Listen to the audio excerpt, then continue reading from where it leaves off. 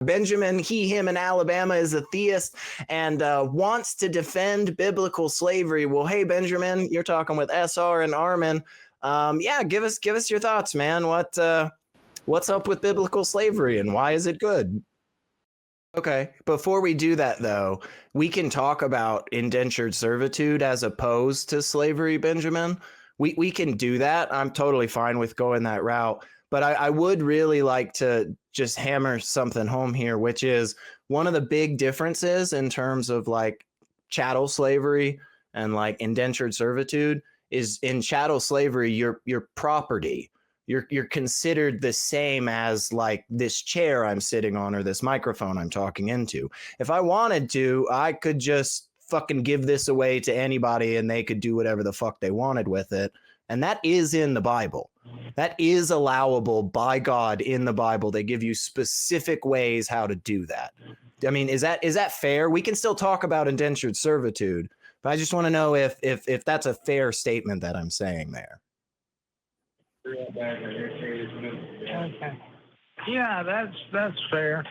Okay, cool. All right, man. Okay, so let's talk about indentured servitude. Why is indentured servitude okay?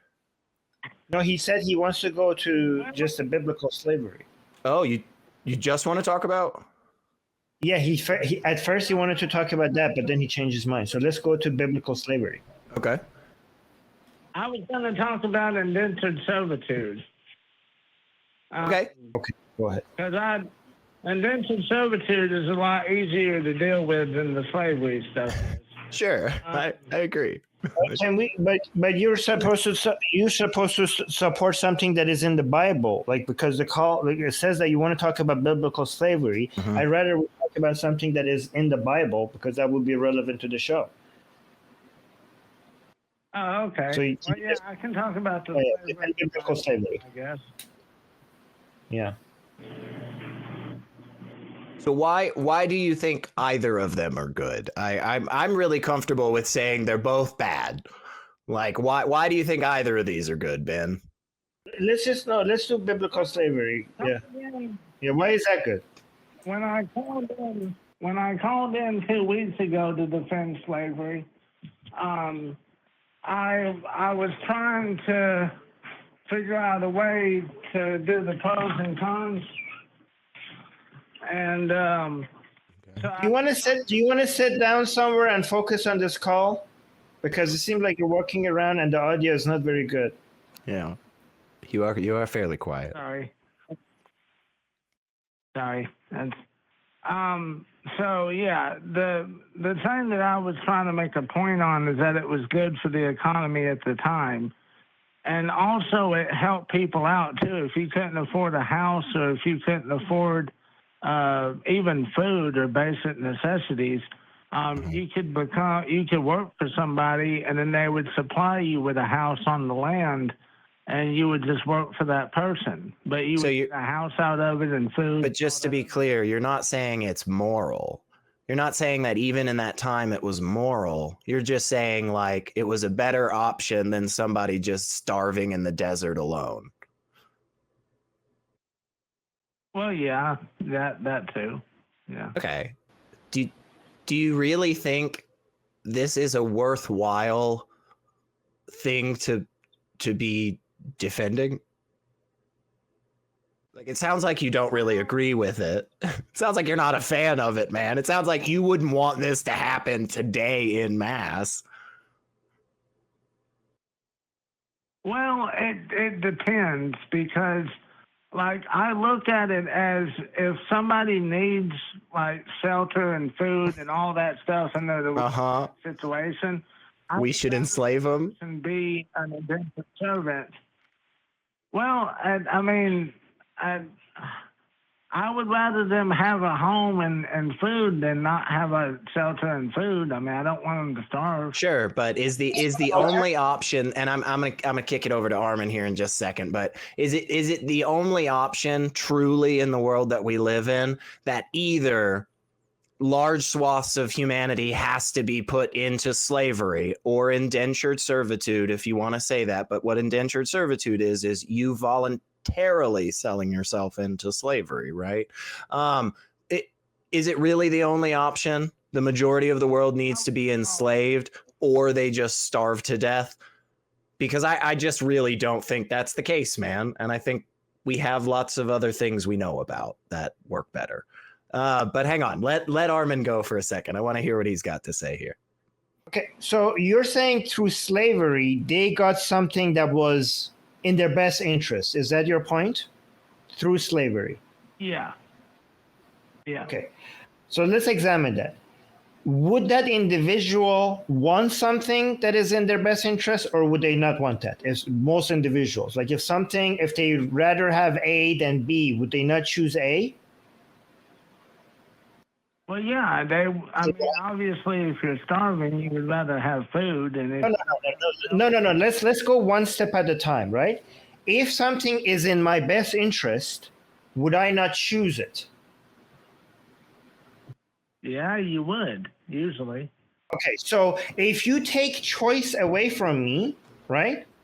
What am I going to lose? Am I going to lose the things that are in my benefit, or am I going to lose only the things that are not in my benefit? Because if I was free, I would have already chosen. So let's say, for example, I am the master, you are my slave, right? And the relationship that we have with each other is something that is a win-win. If it's win-win, did I really need to force this upon you? Wouldn't you have chosen it if this relationship was in my benefit and it was already in your benefit as well? Wouldn't you? Could I have not just convinced you of working for me in exchange for house and food without me having to use force, if it's actually in your benefit? That's what I'm saying. Yeah. Well, yeah, that's what I'm saying, though. It wasn't by force. So a lot of times. No. Hold on. One second. If it's not by force, then by definition that's not slavery, right? If it's a mutual agreement. Voluntary servitude. That's why I said voluntary servitude. It's not slavery. No. We're talking about slavery. Hold on. We're talking about slavery. We're talking about biblical slavery. Slavery by definition means no choice. Means. In slavery, you're sold by people around you. You would be captured and sold for money, pieces of silver, and then you'd be forced to work for somebody. That's slavery. Okay, so Indentured servitude works the same. Just let me. Okay, just before we go to that other concept, do you have anything in defense of slavery? Can you just focus on slavery for a second? Do you have anything in defense of slavery? It helps the economy. What's the point of the economy? Why the growth of the economy? What's the point of that? To help society mostly. Growth of the economy helps society, supply and demand. Basically, the point of the economy, do you agree with this? The point of the economy is not intrinsically good. The point of growth in economy is to improve our well-being. Like the ultimate goal is increasing the well-being of the highest number of people. Do you agree with that? That's the whole point. Yeah. Yeah. So if the economy is growing, but it's not leading to increasing the well-being of highest number of individuals, that inherently is not good. The whole point of the economy is to serve mankind and make them better off. But if the economy is growing on the back of the misery of a large number of people, then that's not intrinsically a good thing. Do you agree? Well, that depends, because when you said that the economy is designed to help, I didn't say design. I never once used the word design. I didn't once use the word design. I said the whole point of us wanting the economy to grow, because economy growing is not intrinsically a good thing, because it leads to a good thing. That's why we want it. The ultimate goal is not growth of the economy. The ultimate goal is to improve the well-being of the highest number of individuals. That's the goal. We want people to be happy. We want to reduce misery. That's our goal. Do you agree? Yeah. Yeah. Okay, so if that is our goal, imagine you have a large part of the population enslaved, okay, and it's not good for them. Their well-being is not improving because they're being because they're slaves. Their well-being is being sacrificed. If that leads to the growth of the economy, which I could argue that actually liberty and freedom leads to the highest amount of growth in the economy. But even if we assume that you're right, sacrificing well-being for the growth of the economy is missing the point of why we want the economy to grow. Well, in that time, the economy grew because of slavery, because the main... That's not the point I'm making. I'm not even disputing that. I'm saying the economy growing is not intrinsically a good thing. Right. You say that time slavery made the economy grow. I'm not challenging that. I'm saying if the economy grows because more people on the back of the misery of a large number of people, that's not something that we should support. We want the economy. The economy should be in the service of people. The people shouldn't be in the service of the economy. The economy should be in the service of people. Does that make sense? Yeah, I guess. Oh, okay. Well, that's good. Yeah. Well, it's good, man. And also, I'd like to throw this one on there. I mean, it's a little old and used, but I mean, be honest, Ben. Like, would you want to be a slave under the Bible rules? Like, would you want to do that? Would you want to be in that position? It depends on what position I was in before I was a slave. Does it really though? Does it really depend on what your life was like before that? Because ultimately what you're doing is you're selling yourself, you're selling your future, you're selling any children you might have, any offspring that they might have. You're ultimately putting yourself in a place of essentially constant torture, right? You're not free. You don't have the ability to make any decisions. That idea of you dying in the desert going, if only I could get some water, I could do all these wonderful things. Well, great, you have water, but you will always be barred from doing any of those wonderful things. Like, is it really a better position? The point that I was making is that, for one, it depends on the position I was in before, because if I'm in the desert starving, of course I would take indentured servitude over starving in the desert. Why? But aside from that... Why, Benjamin? Why would you do that? Did you not hear anything that I just said?